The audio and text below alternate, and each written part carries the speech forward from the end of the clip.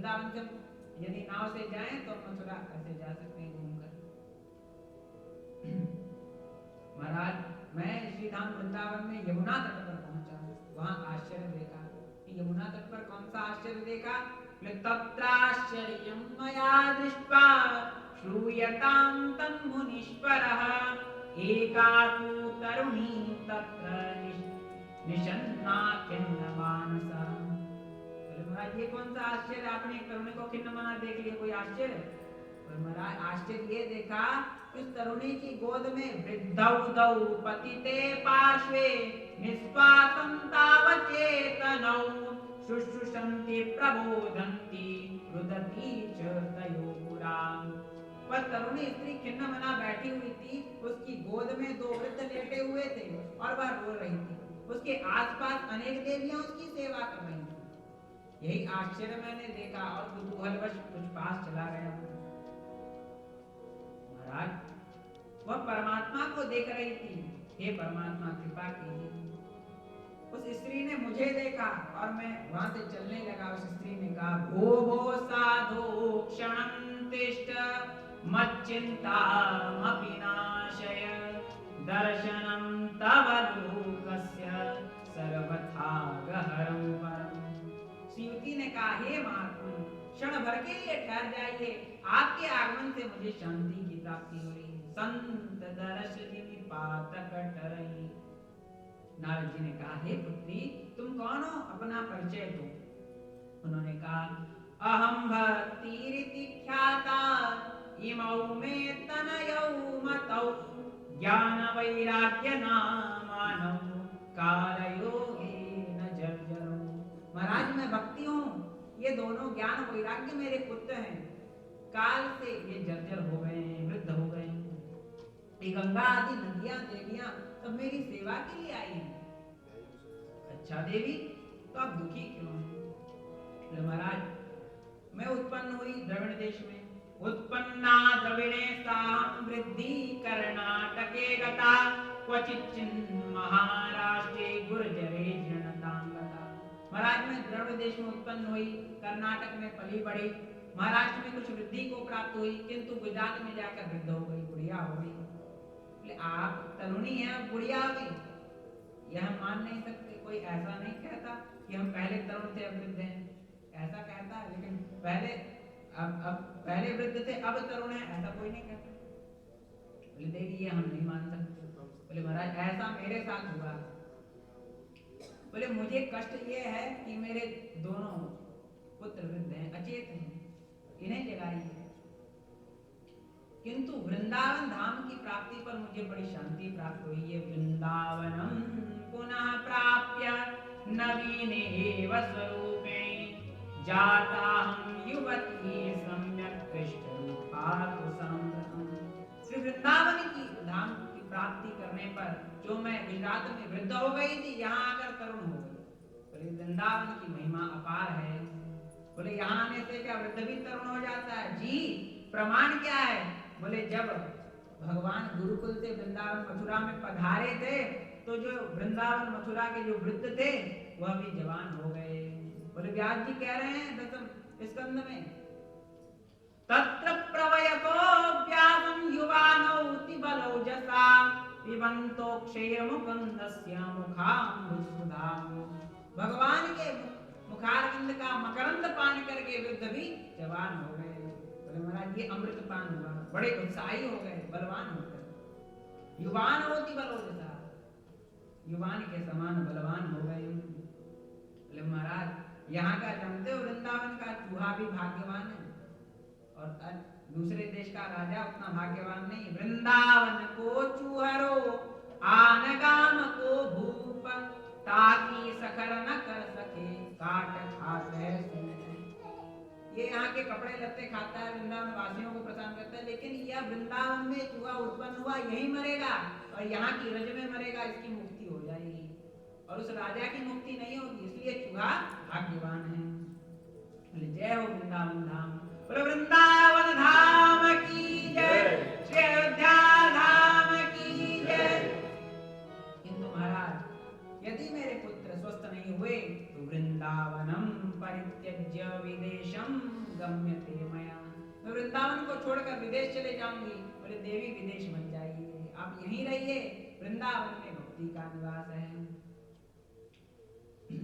नारद जी बोले छोरा बूढ़े मैया जवान, जे कैसी लीला भगवान। हे लीलाधारी भगवान, ये आपकी लीला विचित्र है, मैंने ऐसा कभी नहीं देखा, आपने दिखा दिया।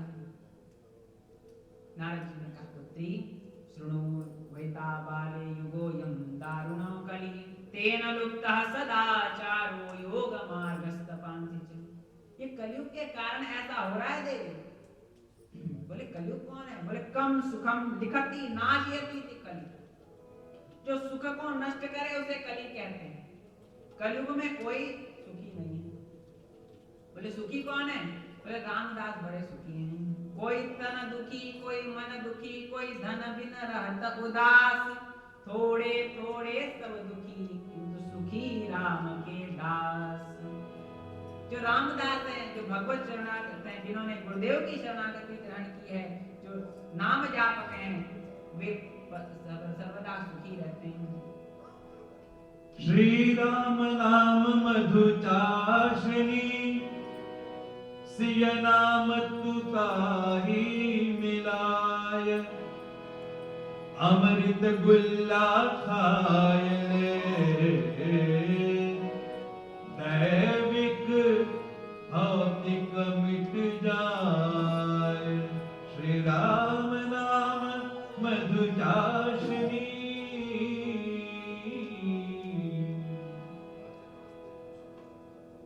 श्रीधाम वृंदावन की महिमा अपार है। यहाँ भक्ति महारानी नृत्य करती है। वृंदावनस्य संयोगात् पुनस्तम तरणीन, धन्यम वृंदावनम तेन भक्ति नृत्यति यत्र च। बोले भैया वृंदावन बसिए सदा कल्पतरु की छाम, और ब्रजवासिन को आसरो श्री राधा भय को बाम। वृंदावन धाम में, श्री अयोध्या धाम में जो बस गया, उसे श्री सीताराम जी महाराज का वृंदावन में बांके बिहारी का आश्रय प्राप्त हो जाता है। वो फिर छोड़ के नहीं जाता, वो एक पेड़ के नीचे कंबल बिछा के पड़ा रहता है, तभी से वहां सुख है। इस प्रकार श्री नारद जी ने कहा कि पुत्री कथम परीक्षिता राज्ञा स्थापितो हाशुचा कलि, प्रवित्ते तु कले कलौ सर्वसार पुत्र गतो महान। भक्ति महाराज जी पूछ रही है, जब कलयुग पर निग्रह करने के लिए परीक्षित जी गए, तो कलयुग को परीक्षित जी ने मारा क्यों नहीं, छोड़ क्यों दिया? कारण क्या है नारद जी? ये कलयुग में तो बड़ा कष्ट है। बोले कष्ट तो है, लेकिन सुख भी है। कैसा सुख? बोले भगवान श्री कृष्ण चंद्र जी यदा मुकुंदो भगवान श्यामास्त्यक्त्वा सुपदगतः, तद्दिना कलिरायातः सर्वसाधन बालकः। बोले भगवान श्री कृष्ण जी जब इस धराधाम को त्याग कर अपने गोलोक धाम में गए, तभी कलयुग आ गया। बोले परीक्षित जी दिग्विजय करने के लिए निकले और देखा कलयुग को, दृष्टे दिग्विजय राज्ञा दीनवत् शरणं गतः, किंतु यह कलयुग परीक्षित जी की शरण में चला गया। और शरणागत भक्त हैं परीक्षित जी, शरणागत की रक्षा किस लिए छोड़ा? बोले सारंग इव सारभूत। परीक्षित जी ने देखा कि कलयुग में अवगुण ही अवगुण है, किंतु एक गुण है जो सतयुग त्रेता द्वापर में नहीं हो सकता था, वह कलयुग में केवल भगवत कीर्तन से ही हो जाता है। क्यों? कृतयुग सब जोगी विज्ञानी, करि हरि ध्यान करई भव प्राणी। सतयुग में ध्यान करके व्यक्ति कर जाता था, त्रेता में यज्ञ करके, द्वापर में नाम लेकर, तो कलयुग में तो नाम लेने से ही व्यक्ति तर जाता है। नहीं कलि कर्म न धर्म विवेक, राम नाम अवलंबन एक। राम नाम अवलंब बिनु, परमारथ की आस, वर्षत वारिद बूंद गही, चाहत चढ़न आकाश। श्री राम नाम अनमोल है, तौल सके